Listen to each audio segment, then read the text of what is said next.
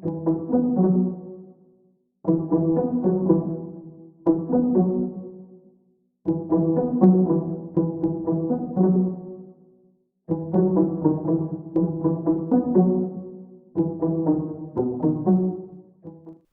Maevatanana hasarotan'ny fiainana efadahy izay mipitrandraka volamena no maty tototry ny tany tao Antsiafabositra tany Maevatanana tany.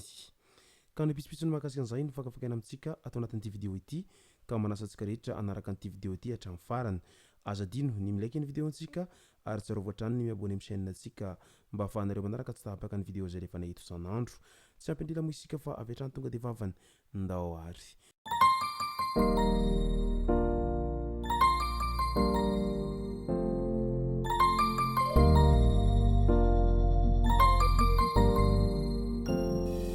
Ny tonga tsy miarahaba hono na mantesitra ka dia faly miarahaba isika rehetra mpanaraka tsy tapaka an'ity chaîne ity tenako amin'ity androandroany ity. Arakin'izay efa natsipiko zay dia ny mahakasika ny vaovao mampalahelo no tena iompanantsika atao anatin'ity vidéo ity. Fa milohan'izay dia ndao aloha resantsika ireto tsara ho fantatra manaraka ireto. Resaka fanaminy mpitandron'ny filaminana mahavoasazy 5 taona an-tranomaizina ny fanaovana an'izany. Nanomboka tamin'ny herinandro teo ny fampilazana sy ny fanentanana izay nataony Imonaty amin'ny tokony tsy hanaovan'olon-tsotra na sivily ny fanaminy mpitandron'ny filaminana sy ny sazy ho an'izay manao an'izany. Tsy vakibalina fripery akory ity hitantsika amin'ny sary ity fa ireto no vokatry ny fanentanana natao. Marobe ny mpivarotra nanatitra an-tsitrapo ireo akanjo miaramila teny amin'ny zandary tao mananara avaratra tamin'ity herinandro ity. Fanentanana aloha no atao araky ny baiko dia manomboka amin'ity androandroany 12 febroary izao no fisamborana sy fanasaziana izay tratra mivarotra sy manao ny akanjo miaramila izany. Fampahalalam-baovao an-tambazotry ny serasera indray no raisin'ny ministry ny serasera sy ny kolotsaina ireo mpanao gazety izay mivondrona ao anatin'ny appel. Efa miroborobo tanteraka ankehitriny ny fampahalalam-baovao amin'ny tambazotry ny serasera na ny gazety anab na ny presse en ligne. Manana rafitra ara-dalàna izy ity raha ho an'i Madagasikara dia association professionnelle de la presse en ligne na ny antsoina hoe appel. Anatin'io no mivondrona ireo mpanao gazety matianina izay mipikirakira fampahalalam-baovao anab. Tanjona ny hametrahana ny gazety anab amin'ny lenta ambony eo amin'ny sehatry ny asa fanaovan-gazety fa indrindra ny fahafahana manavaka ny tena mpanao gazety sy ny hosoka. Ny hona voalohany tamin'ny ramatoa Volamiranty Maradona, ministry ny serasera sy ny kolotsaina ny mpikambana anatin'ny appel tamin'ity herinandro ity. Tamin'izany no nilazan'ny ministra fa zava-dehibe eo amin'ny tantaran'ny asa fanaovan-gazety ho an'i Madagasikara ny fisiany rafitra ara-dalàna ho an'ny mpanao gazety matianina misehatra amin'ny anaba toy izao. Maharaka ny fivoaran'ny teknôlôjia sy ny firoborobon'ny fanatotoloana isika ho isatrany. Afaka mifaninana ihany koa amin'ireo presse en ligne any ivelany hoy ity ministra ity hatrany.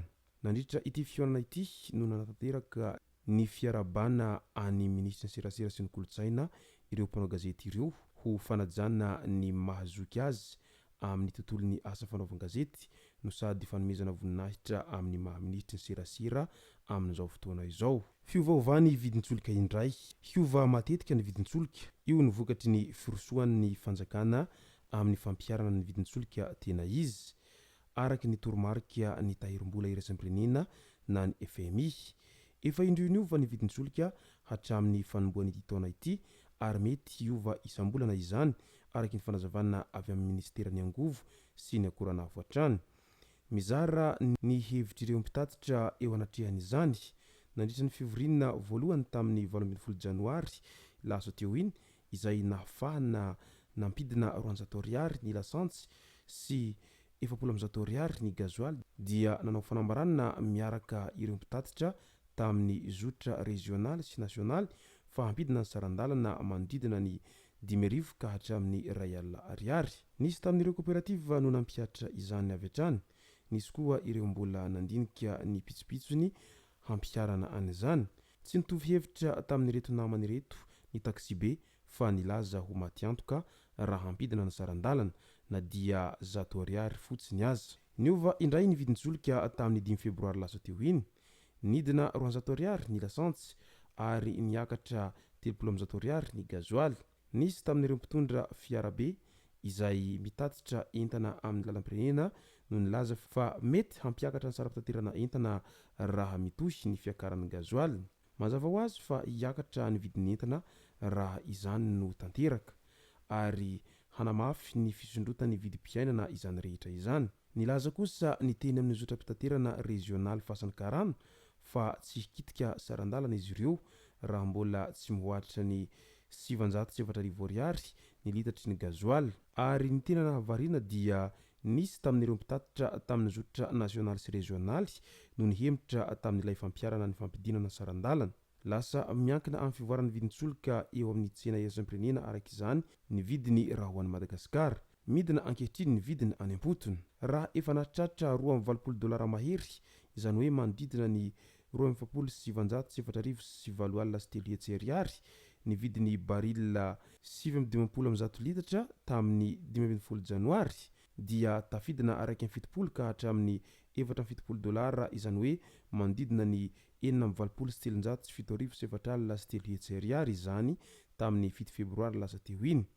Mbola tantara mitohy ity fivavahana vidintsoloka ity hoy ny rehetra manoloana an'izao zava-misy amin'izao ankehitriny izao. Any Ambositra indray olona roa voalaza fa narary tao Ambositra ary maty ny anankiray tamin'ireo ny asabotsy lasa teo iny ary vao mariny ny mpitsabo fa maty ny aretina pesta ilay olona. Nalevina avy hatrany ny razana saingy no fongariny fianakaviana antsokosoko ny alatsinainy lasa teo iny.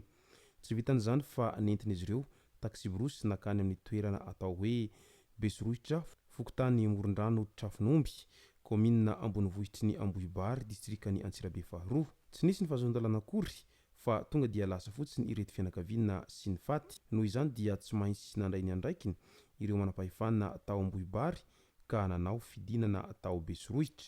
Nanazava ireto farany fa maty ny pesta iny olona iny. Araka izany dia nofantariny izay rehetra nitakosina tamin'ity faty ity. Misa 80 eo ireo olona ireo izay tsy maintsy nomena fanafody no sady noterena hihiboka mandritra ny 12 andro ary arahy maso. Ankoatr'izay dia norarahana ranom-panafody ihany koa ny trano rehetra tao Besorovitra mba hisorohana ny mety ho fianakiny loza. Nalevina avy hatrany ilay razana rehefa tonga tany an-toerana. Tany Mevatanana indray ao anatin'izay loza mampalahelo izay hatrany. Tokony ho tamin'ny 9:30 tamin'ny andron'ny 12 febroary 2024 no nahazo antso ny zandary avy any amin'ny PF Tsarabanja fa misy mpitrandraka volamena tototry ny tany izay vokatry ny fianjeran'ny lavaka tao amin'ny toeram-pitrandrahana volamena tao Antsiafabositra. Lehilahy misa 9 avy any Ambatonakanga anatin'ny distrikany Antanifotsy ireto mpitrandraka volamena ny hotsahan'ny tany tanaty lavaka ireto. Namoy ny ainy ny efatra tamin'izy ireo raha mbola tafavoaka velona ny anankiroa izay naratra fa tsy dia mafy loatra. Ka noho izany dia mirary fiononana feno ho an'ny fianakaviana manamanjo amin'izao loza izay nahazo azy ireo izao zay ary ainganeka ho tsara levenana ny maty. Izay sy zay moa no masaka azona roso tao anaty video ity tomboko lasy tomboko vavy misaotratsika rehetra naraka an'ity video ity hatramin'ny farany. Aza dino ny milaiky ny video antsika ary tsarovatra hatrany miabone amin'ny chaîne antsika mba ahafahanareo manaraka tsy tapaka ny video izay lefa nahito isan'andro. Tomboko lasy tomboko vavy mankasitraka dia mirary soa.